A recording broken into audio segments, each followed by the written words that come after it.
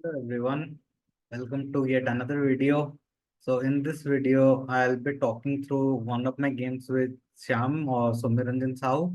So he is a good friend and he visited for dinner.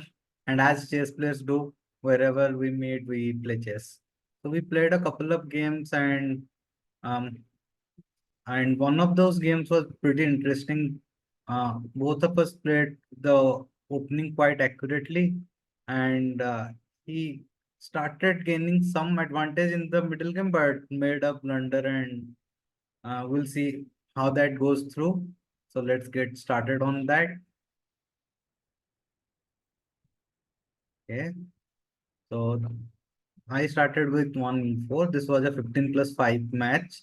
He played e6, the French defense. Generally, he plays Karo Khan, but I don't know. Maybe he was in a jolly mood and he decided to go for the French. Maybe d4, d5. I play the exchange variation because I feel this suits my style the most. It's very simplistic and it can also become very tactically sharp.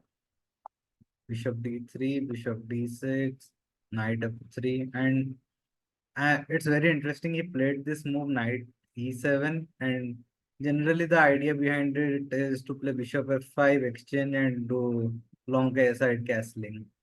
And in most of my games where my opponents have played this, I think I have won all of them. So I was kind of happy that he played this castling, and I am pretty familiar with how things go through in this variation. Bishop g4 was a strange move. I feel this was a bit early.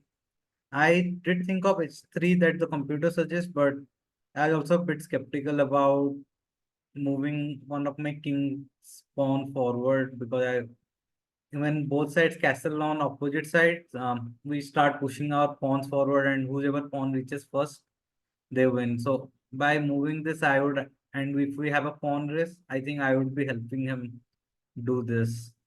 But h3 is surely an idea. C3. So the idea behind C3 not only to defend D4, but if both sides decide to go opposite side, it will help me push B4 and A4. Also, it opens up queen to C2 and queen to B3 ideas. Knight B6, rook E1, pinning the knight, and queen D7. So at this moment, I was sure that he is going to go for long castling.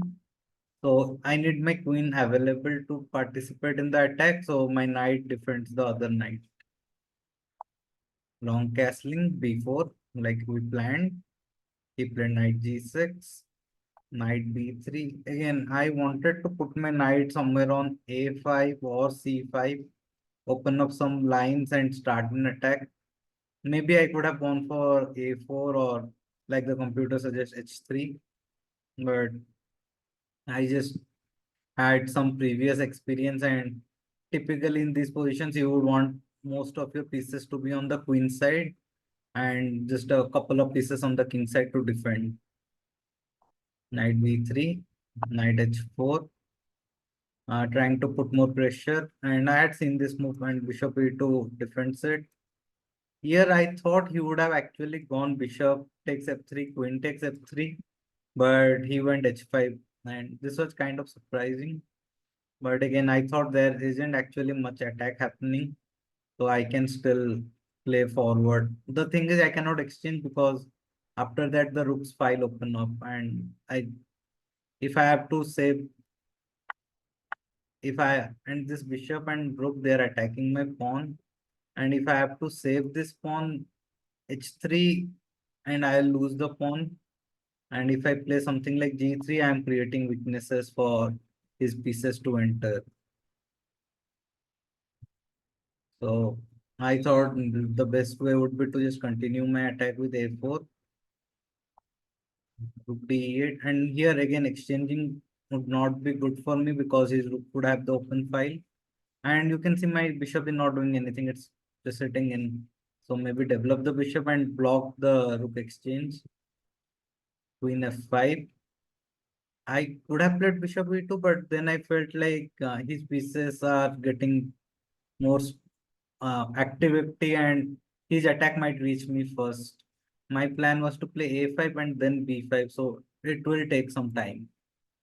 And here he played, I played knight d2. The plan is now if he captures, I'll capture with the knight, and I'll still continue the attack on the queen side. And I don't see a proper way for him to continue his attack. g5.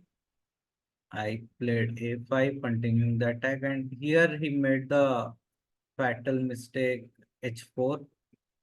And this is actually a big blunder because now after I capture this, his queen is pinned and queen cannot move anywhere.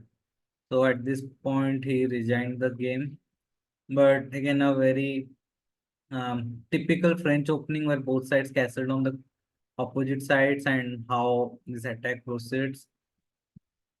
Had he not made this mistake, maybe we would have gone to into a very uh, uh, typical endgame that is a signature of French. But yeah, mistakes happen. And that is all for today. And see you next time. And until then, have a good one.